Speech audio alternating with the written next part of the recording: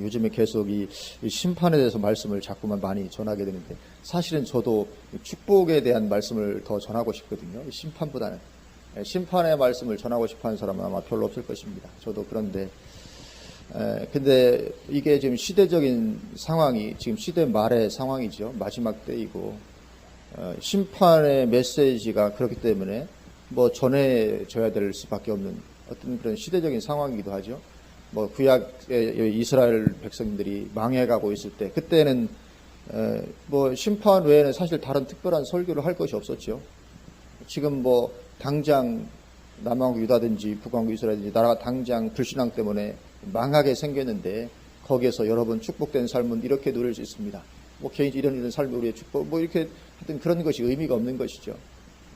왜냐하면 심판에 들어가지 아니하고 돌이키고 회개하십시오, 이거 외에는 사실 다른 특별한 설교를 할 것이 없는 것이죠.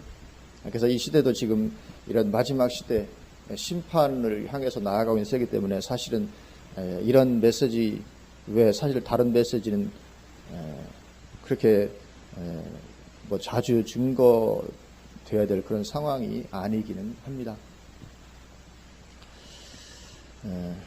그래서 심판에 대해서 또 이런 것에 대해서 말씀을 뭐 자주 전하게 되지만, 또 하나님의 인도하심이 아니겠는가, 또 그런 생각을 한편으로 해봅니다. 그래서 오늘도 이 심판에 대한 말씀이거든요. 오늘 1절에 보면 가뭄에 대하여 예레미야에게 임한 여호와의 말씀이라. 그래서 이 가뭄으로 임하는, 이 가뭄과 기근으로 임하는 그런 심판을 말씀을 하고 있습니다. 그래서 오늘 본문을 보면 보통의 가뭄이 아니죠. 엄청난 가뭄입니다. 엄청난 가뭄으로 임하는 하나님의 심판의 모습이죠. 우리나라도 가뭄을 경험을 하긴 하죠, 종종. 그러나 그것과는 비교할 수 없는, 뭐 이 정도 면에서 비교할 수 없는 그런 엄청난 가뭄, 하나님의 심판으로 임하는 그런 가뭄의 모습입니다.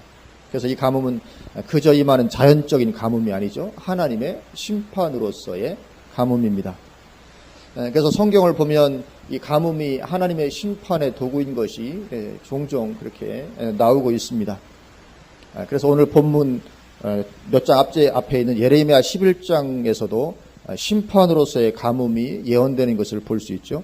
예레미야 11장 22절 23절 보면, 그러므로 만군의 여호와께서 이와 같이 말씀하시니라. 보라, 내가 그들을 벌하리니 청년들은 칼에 죽으며 자녀들은 기근에 죽고 남는 자가 없으리라. 그러니까 여기 기근이 하나님의 벌의 하나님의 벌로서 임하는 기근, 이것을 그렇게 말씀을 해주고 있습니다. 그래서 이런 하나님의 심판으로서의 가뭄이 지금 남한국 유다 가운데 임한 것이죠. 그래서 얼마나 심한 가뭄이었는가 하면 3절부터 보면 우선 우물물이 말라서 마실 물이 없었죠. 이건 뭐 마실 물이 없다, 보통 엄청난 가뭄이 아니죠. 심각한 것이죠. 3절 보면 귀인들은 자기 사환들을 보내어 물을 얻으려 하였으나 그들이 우물에 갔어도 물을 얻지 못하여 빈 그릇으로 돌아오니 부끄럽고 근심하여 그들의 머리를 가리며.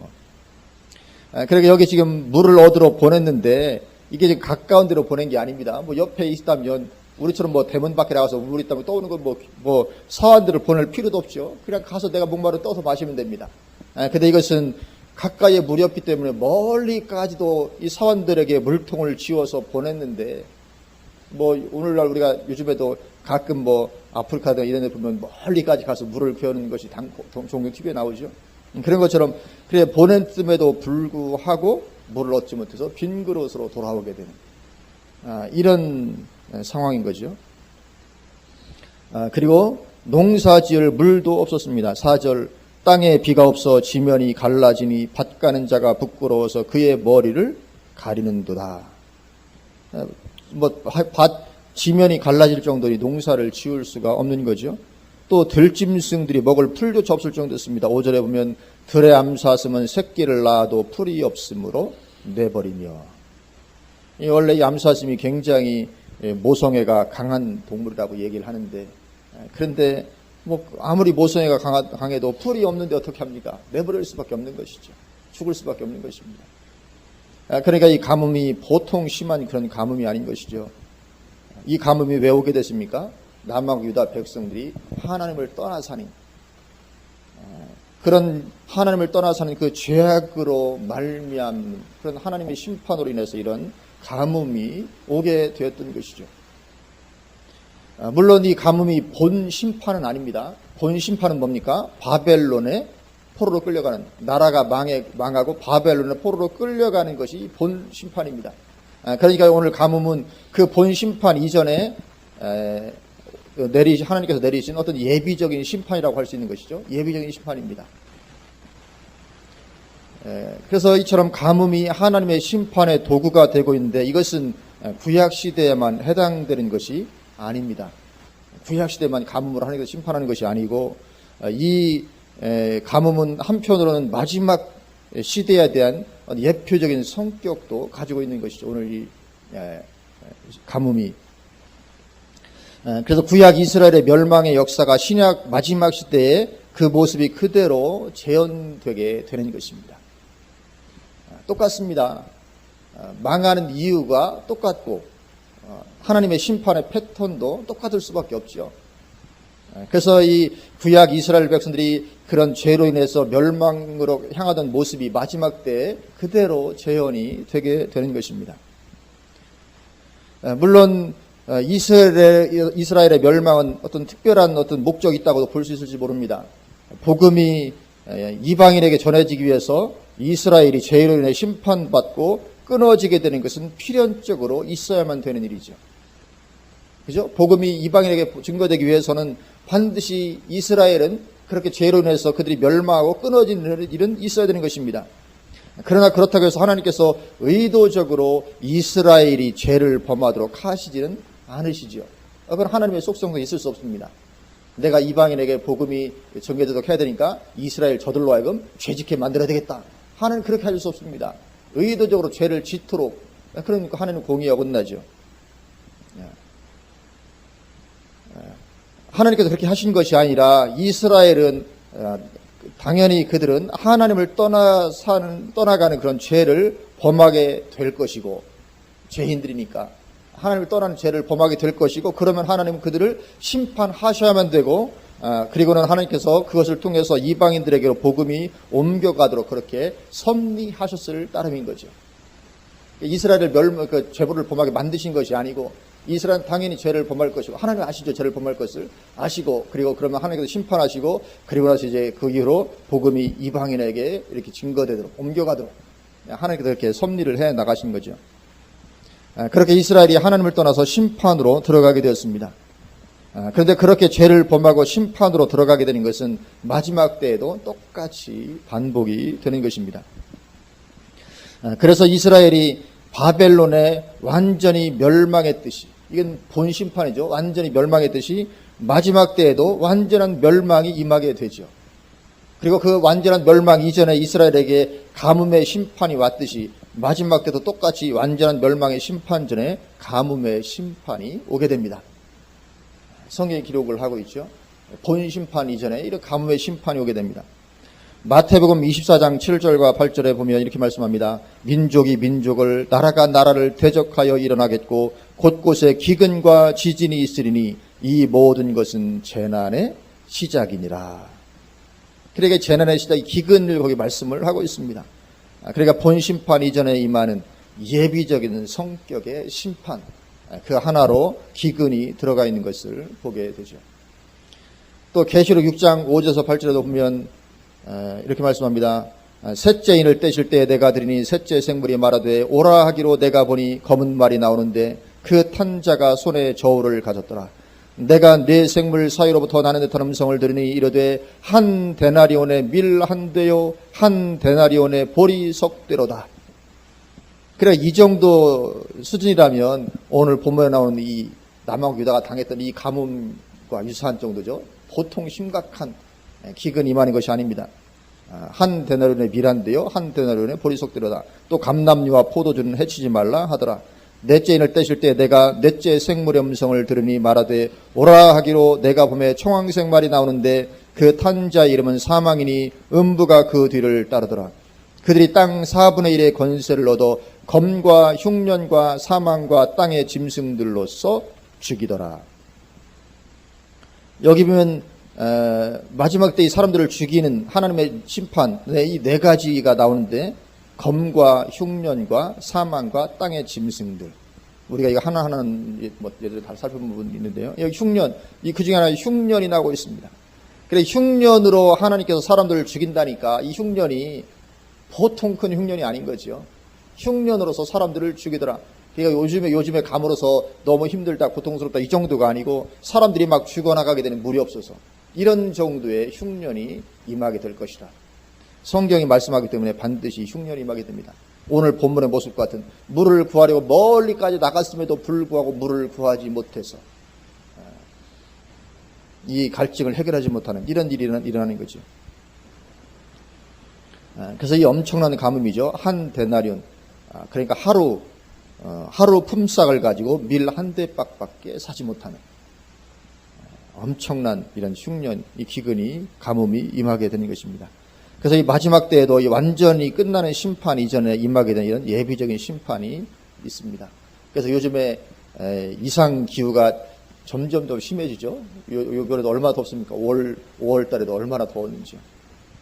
이상 기후가 있는데 아마도 이 이상 기후 우리는 회복되면 좋겠지만 아마도 회복되지 않고 이상 기후는 점점 더 심해질 가능성이 큰 것으로 보아야 될 것입니다. 왜냐하면 성경이 예언하고 있고 지금 마지막 때이기 때문에 한 데나리온에 밀 한 대 정도 사는 이런 흉내로 사람을 죽이는 이런 것을 향해서 나아가야 되기 때문에 아마 이 이상 기후 회복이 안 될 가능성이 크죠. 점점 더 심해지고 점점 더 힘들어지고 어려워지는 이런 때로 나아가게 될 것입니다. 그러면 이 가뭄과 이런 사망에서 피할 길이 있는가? 좀 전에 봤던 요한계시록 6장을 보면 힌트를 주고 있죠. 감람류와 포도주는 해치지 말라. 이 감람류와 포도주가 되는 것. 이것이 이때의 가뭄과 사망에서 피하는 길이 되죠. 쉽게 말해서 이 감람류와 포도주, 하나님과 동행하는 신앙의 삶이죠. 하나님과 동행하는 신앙의 삶 가운데 있으면 그런 가운데서도 하나님의 도우심을 받는 길이 있을 거라는 거죠. 그래서 이 신앙이 뭡니까? 한마디로 말하면 우리 신앙이 포도나무의 삶을 사는 것이죠. 이 포도나무의 삶, 우리 신앙, 신앙의 본질을 추구하는 거 다 어떤 표현은 달라도 똑같은 거죠. 그래서 이 포도나무의 삶을 사는 것입니다. 그것만이 하나님의 보호를 받을 수 있는 유일한 길입니다. 이런 엄청난 기근과 사망이 올 때, 이런 흉년이 올 때 다른 것으로 해결할 수 없습니다. 참된 신앙 가운데 있어야 하나님의 어떤 돌보심, 어떻게 돌보시는 우리 알지 못합니다. 어떤 식으로 할지는 알지 못하죠. 그러나 어떤 식으로든지 하나님의 어떤 돌보심이 임하게 될 것입니다. 그래서 그렇게 이 하나님과 동행하는 삶 가운데 있어 우리가 하나님의 돌보심을 받을 수 있을 것인데, 그런데 지금 이 포도나무의 삶을 추구하지 않는데 그 가뭄의 때에 가서 포도나무의 삶을 사는 것은 가능하지 않을 거라는 거죠. 지금 안 되면 그때 가서 더 안 됩니다. 오히려 하나님께 시험 들어서 떠나갈 가능성이 더 크죠. 사람이 그렇습니다. 이런 어려움이 오면 그때라도 돌이키면 좋은데 그렇게 되지 않을 가능성이 많이 있습니다. 그래서 지금 심판이 본격적으로 임하지 않는 이때에, 않고 있는 이때에 참된 신앙의 삶, 포도나무의 삶을 사는 게 무엇보다도 중요한 줄로 믿습니다. 그래서 마지막 때 이런 가뭄, 기근이 오게 되는데 이미 벌써 이것은 시작이 되고 있고 점점 더 심해져 갈 것이 틀림없는 것이죠. 그래서 요즘에 보면 이 기후 이상이 또 그럴 말미암은 어떤 가뭄과 기근들, 식량의 부족들 이런 것들이 점점 심해지고 있는데 특별히 이 불신앙적인 나라들에서 더 심각하죠. 아직 우리나라에서는 크게 피부적으로 느낄 수 있는 상황은 아닌데 전 세계적으로 볼 때는 점점 심각해져 가고 있죠. 지금 우리는 먹을 것이 아직은 풍족하니까 잘 느끼지 못하는데 전 세계적인 차원에서 볼 때는 이 점점 상황이 심각해져 가고 있습니다. 그래서 아시겠지만 아랍의 봄으로 불리는 이 아랍의 민주화운동 일어났을 때 이집트 같은 나라에서도 왜 그렇게 그 민주화 운동이 일어났는가? 근본적인 원인을 식량 문제로 진단하는 것들이 있더라고요. 제가 볼 때도 상당히 일리가 있습니다. 근본 문제는 식량 문제였다. 이 이집트 사람들이 빵을 먹고 사는데 그 빵의 부족. 왜냐하면 러시아에서 밀을 수출해서 그걸로 빵을 이집트 사람들이 먹고 살았는데 그것이 안 되니까 이 어떤 이 식량의 부족으로 인해서 이 민주화 바람이 불었던 것이다. 정부를 전복시키는 이런 그렇게 지금 식량의 어려움들이 전 세계적으로 가중되고 있습니다. 그리고 우리가 알듯이 일본도 이 후쿠시마 원전 사고 때문에 먹거리 문제가 많이 어려워지고 있는 그런 중이죠. 아마 이것은 점점 더 일본 같은 경우도 어려워질 가능성이 많이 있죠. 그래서 이미 마지막 시대로 들어선 이 프로세스가 가동되기 시작하고 있는 것이죠. 그래서 우리는 여기에서 하나님의 보호를 받을 수 있어야 될 줄로 믿습니다. 그것은 우리가 다른 사람들의 신앙 따라가지 않고 나만이라도 철저히 신앙의 본질을 추구하는 가운데 있는 것입니다. 왜냐하면 지금 많은 그리스도인들이 점점 참된 신앙을 떠나가는 가운데 있기 때문에 그래서 우리는 절대로 다른 사람의 신앙 영향받지 말고 성경에서 말씀하고 있는 참된 신앙 우리가 그것을 따라가야 될 줄로 믿습니다. 그래서 그렇게 참된 신앙 가운데 있는 사람에게는 반드시 하나님의 돌보심의 역사가 있습니다. 어느 때나 그렇습니다. 아무리 상황이 어렵고 힘들고 악화되었다 할지라도 반드시 거기에 하나님의 돌보심의 역사는 반드시 있습니다. 요한계시록에도 이 광야 예비한 곳 다 피할 길 다 되십니다. 그래서 이 참된 신앙 가운데 있는 사람에게는 하늘에서 만나가 내리기도 하고 반석에서 물이 터져나오기도 하는 것입니다. 그래서 이스라엘 백성들 시려웠을 때 반석에서 물을 마시고 하늘에서 만나가 내렸죠. 마지막 때에 엄청난 전 세계적인 어떤 기근이 왔을 때 도대체 우리는 거기에서 어떻게 도우심을 받을까? 아무리 생각해도 안 될 것 같지만 그런 하나님께는 다 길이 있는 거죠. 어떤 식으로일지 모르지만 그런 하나님의 도우심을 우리가 얻을 수 있게 될 줄로 믿습니다. 그래서 감람류와 포도주는 해치지 말라. 그래서 말씀을 하고 계신 줄로 믿습니다. 그래서 오늘 본문 또 보시면 이제 7절에서 12절을 보면 예레미야가 중보기도 하고 있는 모습이죠. 하나님의 사람이니까 당연히 이런 기근이 임하고 이런 엄청난 어려움이 왔을 때 기도 안 할 수 없죠. 예레미야가 이 민족을 위해서 중보기도 합니다. 먼저 죄를 고백하며 중보기도 하죠. 7절 여호와여 우리의 죄악이 우리에게 대하여 증언할지라도 주는 주의 이름을 위하여 일하소서. 우리의 타락함이 많으니이다. 우리가 주께 범죄했나이다. 그러니까 도와달라고 지금 기도하는 거죠. 이 민족 불쌍히 여기시고 건져달라고. 근데 여기 보면 중보기도의 정석대로 기도하고 있는 것을 보게 됩니다. 죄를 고백하죠. 우리의 타락함이 많습니다. 우리가 주께 범죄했습니다. 이 죄를 고백합니다. 그럴 뿐만 아니라 하나님의 이름을 위해서라도 역사해달라고 우리가 그렇게 죄가 있을지라도 주는 주의 이름을 위하여 일하소서. 그리고 하나님의 이름의 영광, 이게 중보기도였던 정석과도 같은 것입니다. 죄를 고백하고 그리고 주님 이 일을 이루어 주셔야 되는데 우리 때문만 우리를 위해서만이 아니고 우리를 그렇게 회복시키는 것이 주님의 이름의 영광과도 연관이 있지 않습니까? 하나님의 이름을 위해서라도 하나님의 영광을 위해서라도 들어 주옵소서. 그러니까 예레미야가 지금 중보기도의 정석대로 기도하고 있습니다. 어떤 모범과 또 같은 그런 기도죠. 그러면 예레미야 이 중보기도가 효과가 있었을까 하는 거죠. 중보기도의 정석대로 기도했는데 어떻습니까? 결과적으로 효과가 전혀 없었습니다. 오늘 11절 12절 보면 여호와께서 또 내게 이르시되 너는 이 백성을 위하여 복을 구하지 말라. 하나님 거절하십니다. 너 기도하지 마라. 구하지 마라. 12절 그들이 금식할지라도 내가 그 부르짖음을 듣지 아니하겠고 번제와 소제를 들을지라도 내가 그것을 받지 아니할 뿐 아니라 칼과 기근과 전염병으로 내가 그들을 멸하리라. 하나님 안 들으시겠다는 것입니다. 왜 그렇습니까? 이미 심판이 작정되었기 때문에 이미 기회는 지나간 것입니다. 물론 그동안 수많은 어떤 기회들이 있었죠. 그동안에 하나님께로 돌이킬 수많은 시간들이 있었습니다. 그리고 하나님은 무수한 하나님의 종들을 무수히 보내서 이렇게 경고하시고 돌이키도록 그렇게 하셨습니다.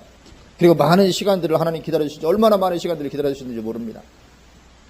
그러나 그럼에도 불구하고 유다 백성들은 돌이키지 않았고 그래서 심판은 이제 작정이 되게 된 것이죠. 그러면 중보기도도 소용이 없습니다. 하나님의 심판이 이제 작정되고 나면 아무리 기도해도 소용이 없는 것입니다. 하나님의 심판의 의지는 아주 강력하십니다. 15장으로 가서 15장 1절 보면 이렇게 말씀합니다. 15장 1절 여호와께서 내게 이르시되 모세와 사무엘이 내 앞에 섰다 할지라도 내 마음은 이 백성을 향할 수 없나니 그들을 내 앞에서 쫓아 내보내리라. 쫓아 내보내라 그렇게 말씀하죠. 모세와 사무엘이 내 앞에 있다 할지라도 내가 이들을 이제는 회복시키지 않겠다, 용서하지 않겠다 그렇게 말씀하는 것입니다. 이제 심판이 완전히 작정이 돼서 더 이상 이제 기회가 없다 그렇게 말씀을 하는 것이죠. 하나님의 백성들의 죄악이 이렇게 굳어져 버리고 만 것입니다. 이제 더 이상 돌이킬 수 없을 만큼 그렇게 굳어져 버린 것이죠. 그런데 이것은 마지막 때도 역시 마찬가지죠. 성도들이 참된 신앙에서 떠나 죄악이 그렇게 굳어지게 되고 맙니다. 마지막 때 똑같이 그렇게 되는 것입니다. 그러니 돌이킬 기회는 지금밖에 없는 것이죠. 지금 돌이키지 않고 지금 참된 신앙을 추구하지 않으면 나중에 가서 이런 하나님의 심판이 말 그 시점에 가서 돌이키는 것이 가능하지 않게 될 가능성이 지대하게 높은 것이죠. 그대로 심판에 들어가게 될 것입니다. 계시록에서 하신 말씀이 바로 그 말씀이죠. 요한계시록 22장 10절부터 12절에 보면 또 내게 말하되 이 두루마리의 예언의 말씀을 인봉하지 말라. 때가 가까우니라. 불의를 행하는 자는 그대로 불의를 행하고 더러운 자는 그대로 더럽고 왜요? 더 이상 이제 용서의 기회가 없는 것입니다. 그대로 더럽고 의로운 자는 그대로 의를 행하고 거룩한 자는 그대로 거룩하게 하라. 보라 내가 속히 오리니 내가 줄 상이 내게 있어 각 사람에게 그가 행한 대로 갚아주리라. 아멘. 그래서 이 마지막 때도 이 심판이 작정되고 나면 더 이상의 이제 기회는 없습니다. 불의를 행하느냐? 그대로 불의 행하다 그냥 심판으로 들어가라 그거죠. 더럽냐? 그럼 그대로 더럽고 의로운 가운데 있으냐? 그럼 그대로 의롭게 행하고 거룩한 자는 그대로 거룩하게 하고. 그래서 이 심판이 작정되면 이제 그대로 가버리고 마는 것입니다. 의인은 그대로 의인으로 가서 구원에 들어가고 악인은 그냥 악한 대로 가서 결국은 심판에 들어가고 그렇게 되고 만다는 거죠. 돌이킴의 기회가 없게 될 것을 말씀을 하고 있는 것입니다. 구약 시대의 이 멸망의 역사가 마지막 때 그대로 이처럼 재현되게 되는 것을 보게 되는 것입니다. 왜냐하면 하나님께서 어제나 오늘이나 동일하듯이 인간도 동일합니다. 옛날이나 지금이나 유대인이나 이방인이나 다르지 않고 똑같기 때문에 같을 수밖에 없는 것이죠. 그래서 이 참된 신앙으로 회복해야 되는 것은 지금인 줄로 믿습니다. 지금 참된 신앙으로 회복되어야 되는 것입니다. 물론 마지막 때 계시록에서 말씀한 것처럼 두 증인이 엄청난 능력으로 회개 사역을 합니다. 마지막 때 하나님께서 종을 세우십니다. 그러나 이 두 증인의 사역으로 얼마나 이 회개의 열매를 거두게 될지는 알 수 없습니다. 두 증인이 엄청난 기름 부심을 가지고 마지막 때 사역하지만 이들의 사역의 결과로 그리스도인들이 참된 신앙에서 벗어난 그리스도인들이 얼마나 회개하고 돌이키게 될까 그것은 알 수 없습니다. 어쩌면 한편으로는 심판을 더욱더 공고히 하는 그런 의미도 거기에 있게 될지도 모릅니다. 누구처럼요? 이사야나 예레미야처럼. 이사야나 예레미야 이런 사람들 하나님의 정말 택하신 종들로서 굉장히 큰 엄청난 그런 기름 부으심으로 사역을 했지만 사람들이 돌아오도록 하는 열매를 맺지 못했죠. 엘리야도 열매를 맺지 못했습니다. 이사야도 그렇고 예레미야도 그렇고 그런 엄청난 기름 부으심으로 사역을 했지만 결국은 사람들이 주님께로 돌아오도록 하는 열매를 맺지는 못했습니다. 그래서 어쩌면 이 두 증인의 사역도 다른 부분들 회개에 대해서는 어쩌면 그런 가운데로 나아가게 될지도 모릅니다. 그래서 물론 이제 그 참된 신앙에서 벗어난 배교한 그리스도인들을 돌이키는 것 말고 다른 부분들에서 예를 들면 많은 사람들이 예수님을 믿게 하든지 어떤 이런 돌이키는 것 회개 이것도 물론 회개잖아요. 예수 안 믿는 사람이 예수님 믿게 되는 게 이게 또 회개잖아요, 그렇죠? 예수는 안 믿는 사람들이 자기 삶을 회개하고 예수님 믿게 되는 거죠. 믿는 반드시 회개가 포함되는 거죠. 회개하고 복음을 믿으라. 그래서 그런 부분들에 대해서는 엄청난 어쩌면 그런 열매를 맺을지 모르지만 참된 신앙에서 벗어난 그리스도인들, 배교한 그리스도인을 대상으로 한 사역에서는 어쩌면 열매를 거의 맺지 못하는 그런 일이 될지도 모르는 것이죠. 요한계시록 10장과 11장에서는 이 두 증인이 엄청난 기름 부으심으로 사역을 한다고 되어 있지만 그들의 사역의 결과로 어떤 열매가 맺어질지는 기록되어 있지 않거든요. 단지 이제 요한계시록 7장에는 14만 4천 하나님의 종들 이야기 나오죠. 물론 그 두 증인이 14만 4천일 것이라는 보는 것이 이제 아직까지 제가 이제 저도 가지고 있는 견해인데, 그래서 그들의 사역의 결과라고 볼 수 있는 것이 하나 나오는 것이 뭐냐면, 그리고 나서 이제 각 족속과 백성과 방언 중에서 아무도 쓸 수 없는 큰 무리가 흰 옷을 입고 하나님이 나오는 것이 장면이 나오죠. 만약에 그것이 두 증인의 사역의 결과라고 하면 어쩌면 거기에 흰 옷 입은 큰 무리들은 배교한 그리스도인들이 회개했다기보다는, 그죠? 어쩌면 그 새로운 열매일 가능성도 많이 있는 것이거든요. 그래서 이런 부분들, 두 증인의 사역에 대해서 성경에서 이렇게 많은 부분들을 이렇게 기록해 놓고 있지 않기 때문에 정확하게 알 수는 없을지 모르지만, 그래서 어쨌거나 이 마지막 때에도 이 구약 이스라엘 백성이 망할 때도 그랬듯이 이 참된 신앙으로 돌아오는 사람은 두 증인이 사역한다 할지라도 어쩌면 소수가 될 가능성이 있을 것이다, 그렇게 생각이 됩니다. 그래서 기회는 오직 지금뿐이라는 인식을 우리가 가져야 되는 것이죠. 그리고 오늘 본문을 보면 이스라엘 백성들이 그렇게 예레미야의 외침에도 불구하고, 당시에 가장 기름 부으심이 충만했던 예레미야의 외침에도 불구하고 이스라엘 백성들이 신앙을 돌이키지 않았는데, 그렇게 돌이키지 않게 되었던 주요한 이유가 나옵니다. 남왕 유다에서 그렇게 예레미야가 엄청난 하나님의 기름 부으심을 받고 그렇게 외쳤음에도 불구하고 사람들이 돌아오지 않는데, 그 이유가 뭐냐면, 주요한 이유가 뭐냐면 당시에 타락한 종교 지도자들 때문이었다, 그렇게 말씀을 하고 있습니다. 오늘 13절부터 보면 이렇게 말씀하죠. 13절, 이에 내가 말하되 슬프도소이다. 주 여호와여 보시옵소서.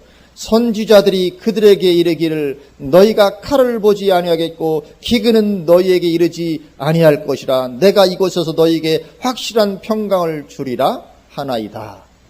그러니까 예레미야의 선포하는 정반대 말씀을 선포합니다. 예레미야는 여러분 지금 심판이 임할 것입니다.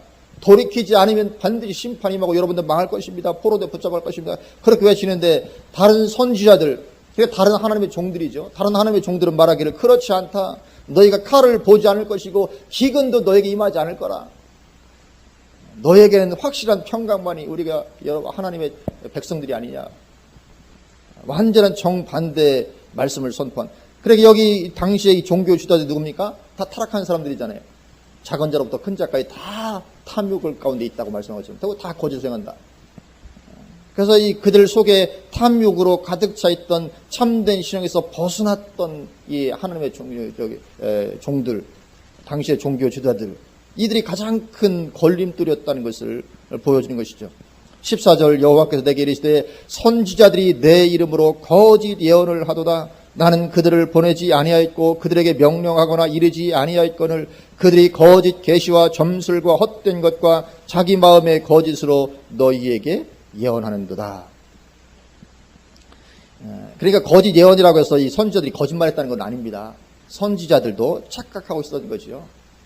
선지자들이 심판이 막 뻔히 알면서 거짓말한 것이 아니고, 물론 그런 사람도 있었겠지만 소수는. 그러나 그들이 그렇게 한 것이 아니고 그들도 하나님께서 말씀하지 않았지만 거짓 계시를 받았죠. 그죠? 거짓 계시요. 14절 거짓 계시와 또 점술과 헛된 것과 자기 마음의 거짓으로 그렇게 예언했습니다. 절대로 망하지 않는다. 여러분 괜찮습니다. 15절 그러므로 내가 보내지 아니하였어도 내 이름으로 예언하여 이르기를 칼과 기근이 이 땅에 이르지 아니하리라 하는 선지자들에 대하여 여호와께서 이와 같이 말씀하셨노라. 그 선지자들은 칼과 기근에 멸망할 것이요 그들의 예언을 받은 백성은 기근과 칼로 말미암아 예루살렘 거리에 던짐을 당할 것인즉. 그러니까 전하는 자와 듣는 자가 다 같이 망해버리고 마는 거죠. 그들을 장사할 자가 없을 것이요 그들의 아내와 아들과 딸이 그렇게 되리니 이는 내가 그들의 악을 그 위에 부음이니라. 너는 이 말로 그들에게 이르라. 내 눈이 밤낮으로 그치지 아니하고 눈물을 흘리리니 이는 처녀딸 내 백성이 큰 파멸 중한 상처로 말미암아 망함이라. 이렇게 지금 이스라엘 백성들이 큰 파멸, 중한 상처로 말미암아 멸망하게 된 그런 상황인데도 그럼에도 불구하고 당시 종교 지도자들은 전혀 그런 것을 외치지 않았다는 거죠. 전혀 그 말씀을 외치지 않고 오직 평안의 메시지만 외쳤던 것입니다. 아니 지금 당장 중요한 것은 심판이 임박해 있으니까 이 심판을 선포하고 회개를 선포하고 해야 되는데 전혀 그런 말씀을 선포하지 않고 지금 보통 심각한 상황이 아닌데도 다른 그냥 축복된 말씀이나 전하고 했다는 거죠. 이처럼 아무리 참된 하나님의 종이 외쳐도 소수니까 다수의 타락한 지도자들의 외침 때문에 그 목소리가 그냥 뭐 이렇게 덮여버리는 거죠. 그래서 결국은 백성들이 신앙을 돌이키게 되지를 않는 것입니다. 안타깝지만 그런 것이죠. 이 소수의 참된 종이 아무리 외쳐도 그것이 그들에게 들어가지 않습니다. 왜냐하면 다수가 다 그렇게 참된 메시지를 선포하지 않고 거짓된 메시지를 선포하니까 이 백성들이 이 참된 하나님의 사람들의 말을 듣기가 참 어려운 거죠. 분별하기도 어렵고 듣기도 어려운 것입니다. 그런데 이것은 마지막 때에도 마찬가지입니다. 참된 하나님의 종들이 없는 게 아니죠. 그들은 소수입니다. 그리고 다수의 종들, 다수의 목회자들은 타락해 있고 시대를 분별하지 못하고 평안과 축복의 메시지를 선포하기 때문에 마지막에도 똑같이 이런 현상이 반복이 되게 되는 것입니다. 그러면 일반 성도들은 어떤 메시지를 따라가겠습니까? 예레미야 때와 똑같은 거죠.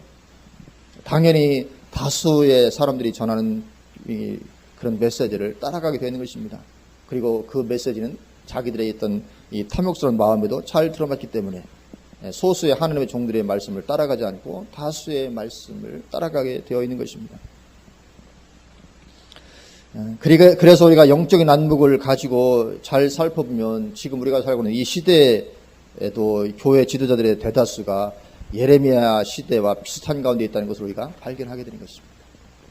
이것을 이런 어떤 걸 이해를 가지고 있지 않으면 발견하지 못합니다. 그러나 이런 이해를 가지고 우리가 예를 들면 뭐 극동방송이든지 선포되는 설교를 하면 잘 들어보십시오.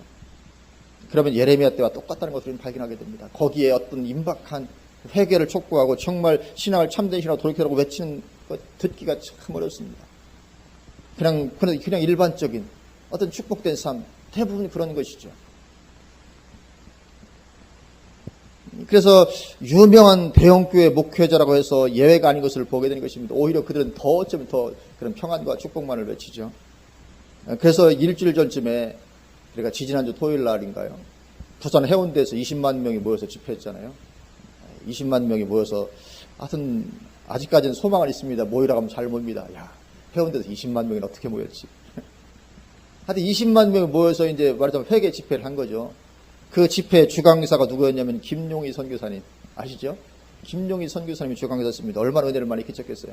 이번에 우리 침례교단 목회자 영적 성장대에서도 김용희 선교사님이 주강사로 설교를 했는데 그때 정말 은혜 많이 끼쳤거든요.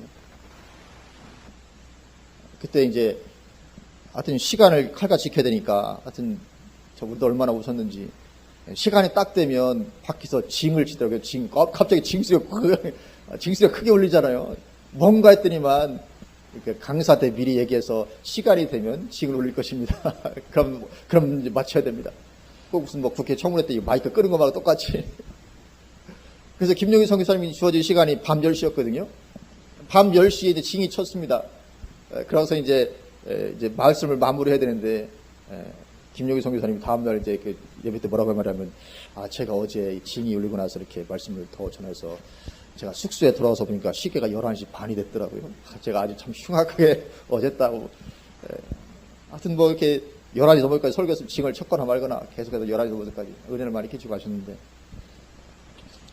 그 해운대에서 20만 명이 모여서 그 집회했던 제가 이제 그 영상을 제가 설교 영상을 보지 못했는데 국민을 보니까 이렇게 기사가 실렸더라고요. 거기 보니까 김용희 선교사님 이렇게 얘기한 부분이 있더라고요. 회개야말로 죄인에게 주어진 유일한 희망인데 이걸 가로막는 것이 한국교회 안에 이 가로막는 게 있다는 거죠. 진정한 회개를 가로막는 것이 한국교회 안에 하나님의 이름으로 교권을 휘두르고 가짜 복음을 전하는 종교 지도자와 거짓 선지자들이다. 그렇게 얘기를 했더라고요. 사실 이것이 정확합니다. 지금 당장 필요한 것은 사실 회개거든요. 근데 회개인데 이걸 가로막는 게 누구냐면 그게 바로 쉽게 말해서 그게 바로 목회자들이다 이런 것이죠. 한국교회 가짜 복음을 전하는 종교 지도자와 거짓 선지자들이다. 이게 바로 가짜 복음입니다. 물론 그들 말 자체가 틀리지는 않습니다. 틀리지는 않지만 그러나 지금 이 시점에서 필요한 메시지가 뭔가 그걸 전해야 되는데 그렇지 하지 않는 것이고, 그리고 옳은 말이지만 그 빈도수가 중요한 것이거든요. 옳은 말이지만 어떤 것을 많이 얘기하고 어떤 것을 적게 얘기해야 되나, 이 빈도수라는 게 있잖아요. 이런 것들이 굉장히 중요한 거죠. 중요하지 않은 것만 많이 말하고 중요한 것은 적게 말하면 이것은 그게 바로 거짓된 메시지가 되는 것입니다. 얼마든지 이것이 거짓된 메시지가 되는 것이죠. 그래서 예를 들면 하나님께서 이렇게 말씀하시잖아요. 내가 너희를 애굽에서 불러드는 날에 내가 번제와 제사에 대해서 너에게 말하지 아니하고, 내가 말했던 것은 정말 내 말을 순종하고 다른 것을 내가 말했다. 근데 사실 둘 다 말했잖아요. 근데 왜 그렇게 말씀하셨냐면 이 빈도수가 중요한 것이거든요. 내가 정말 원했던 것은 번제와 제사가 아니고 지금 정말 나를 순종하고 따른 참된 신앙이었는데, 근데 그 당시에 이스라엘 백성들이 중점을 뒀던 것이 뭡니까? 그거 번제와 제사, 거기에 훨씬 더 중점을 많이 두고 정말 중요한 것은 가볍게 치고 있기 때문에 그걸 말씀하는 거거든요. 그럼 반드시 이것이 거짓된 메시지가 되는 것입니다. 성경적으로 분명히 옳음에도 불구하고 거짓된 메시지가 얼마든지 될 수 있죠. 강조할 것을 강조하지 않고 부수적인 것을 강조하게 됐다. 이것은 거짓된 메시지가 되는 것이죠.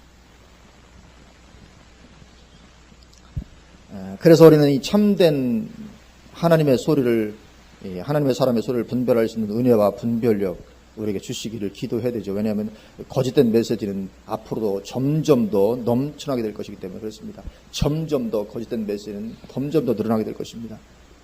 그러나 그것이 분별하기가 쉽지 않을 수 있는 거죠. 꼭 개구리 끓는 물에 죽이는 것처럼 서서히 온도가 올라가면 알아채지 못하고 죽는다는 그런 것처럼 분별하지 못하고 망해갈 수가 얼마든지 있는 것입니다. 그래서 이 가뭄으로 인한 심판이 하나님께서 보내시는 심판 중에 하나인데, 지금 가뭄이 전 세계적으로 심해지고 있죠. 점점 곡물이 타들어가는 그런 가운데 있습니다. 그래서 하나님의 심판의 의미가 거기에 담겨 있는 거죠. 그래서 우리는 이 하나님의 심판의 막대기를 볼 수 있을 줄로 믿습니다. 그리고는 하나님께서 회초리를 들수록 우리는 더욱더 하나님께로 나아가는, 하나님께 가까이 나아가는 이런 참된 하나님의 자녀가 되어야 될 줄로 믿습니다. 그것은 무엇입니까? 그것은 하나님께서 원하신 대로 신앙의 본질을 추구하는 참된 신앙이죠. 포도나무의 삶입니다. 하여튼 포도나무의 삶을 우리가 항상 잊어버리지 아니하고 그것을 늘 추구하는데 정말 있으면 가장 안전한 그런 신앙이 될 줄로 믿습니다. 다른 어떤 것보다도 하나님께 붙어있는, 하나님과 동행하는, 정말 하나님 안에서 모든 것을 다 행하는 그런 포도나무의 삶, 가장 안전한 우리 신앙의 삶이기 때문에 날마다 더욱더 추구해 나가는 우리가 될 수 있기를 주님의 이름으로 축원을 드립니다. 아멘. 기도하시겠습니다.